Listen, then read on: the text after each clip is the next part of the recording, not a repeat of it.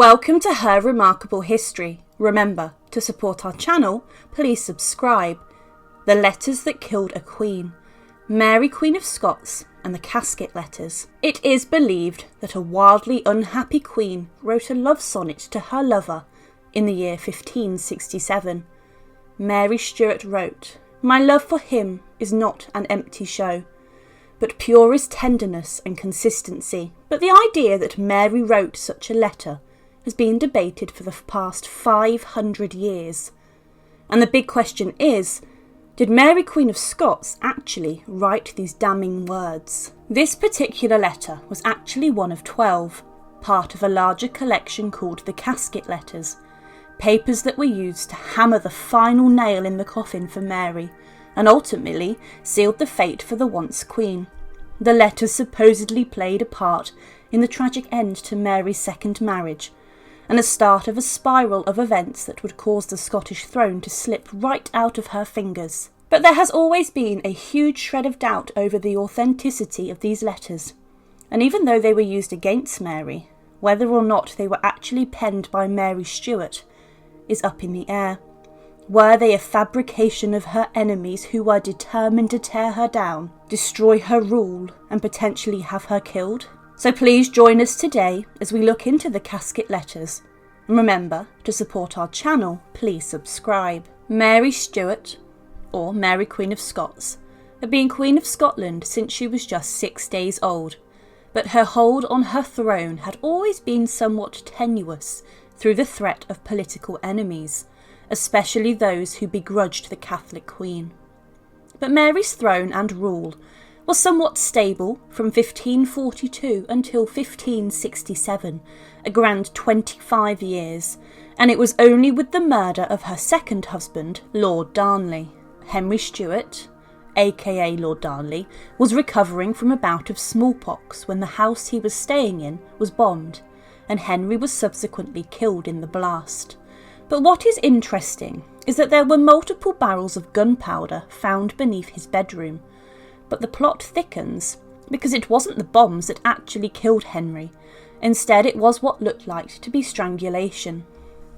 The strange and bizarre events that surrounded the death of Lord Darnley were interpreted as evidence of a plot to kill him, and suspicion landed firmly on Mary. Mary didn't hide the fact that there was no love between she and Henry, and she had always been upset with his arrogance and his attitude, and had differed with him about matters political and personal. Henry had also angered Mary through his attempts to rule equally alongside her.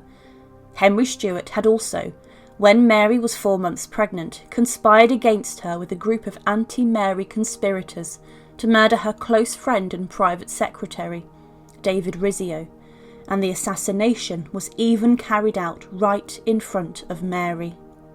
Now to Mary, this was the last straw, and she convened a meeting of advisers to figure out how to divorce her husband.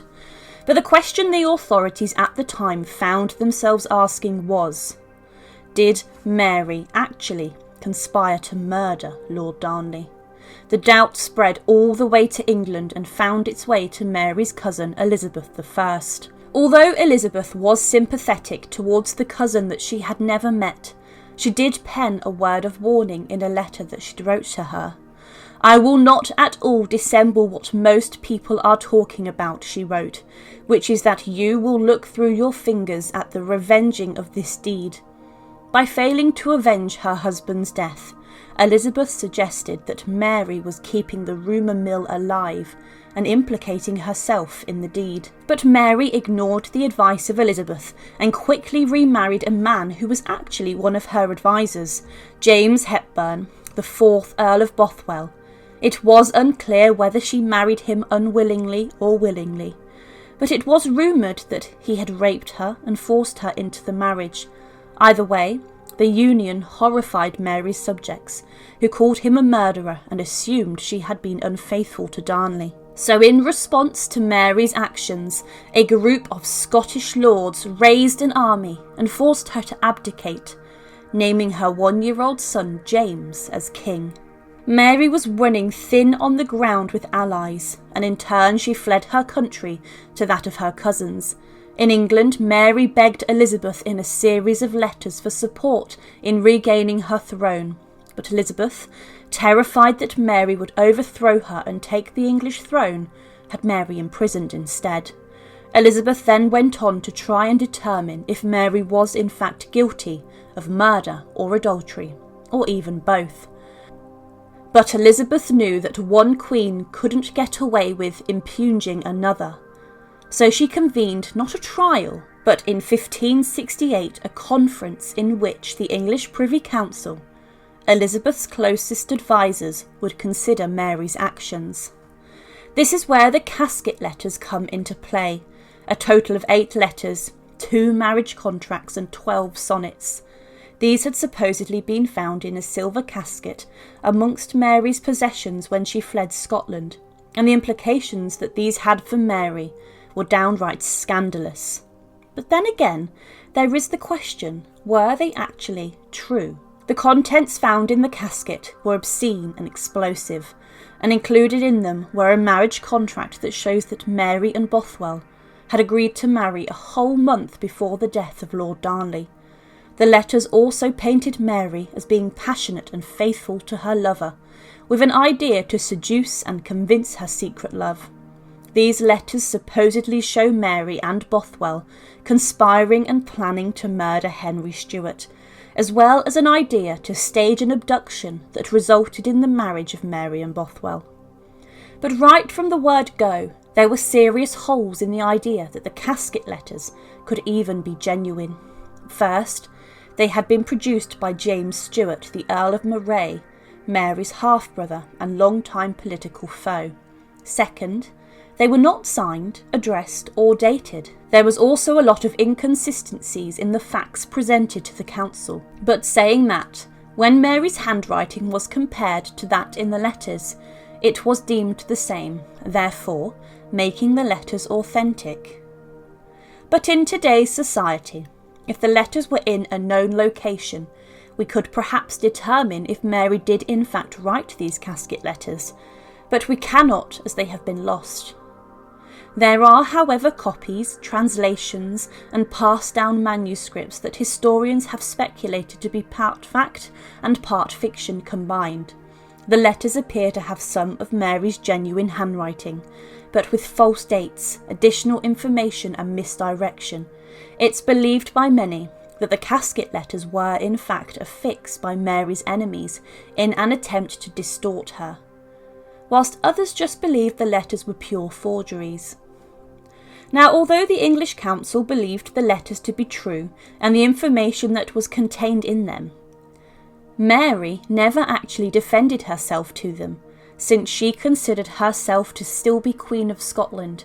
She couldn't publicly acknowledge that an English court or council had any power over her, nor did Elizabeth take the opportunity to find her cousin guilty of anything. Instead, she considered the evidence gathered by her council and decided that nothing had been proven. In 1571, however, the letters were leaked and the public came to their own conclusion as to the guilt of the once Queen of Scotland. You see, by this point, Mary had been imprisoned by Elizabeth for over 10 years, but even with a decade of lost freedom, Mary's allies still plotted to overthrow Elizabeth and place Mary at the helm. The letters were published in an attempt to undermine the public opinion. True or not, the Casket Letters had great potential to hurt Mary. But ultimately, Mary's fate had been sealed. You see, the last 19 years of Mary's life were where she was imprisoned by Elizabeth before being found guilty of a plot to assassinate the English Queen and assume her throne. Mary was sadly executed in 1587 at Fotheringhay Castle, and by then, the letters that contributed to her downfall were missing. A casket thought to have held the letters is still in existence, though. It's kept at Lennox Love, a Scottish castle, along with a death mask of the Queen, whose loose letters may have sealed her fate.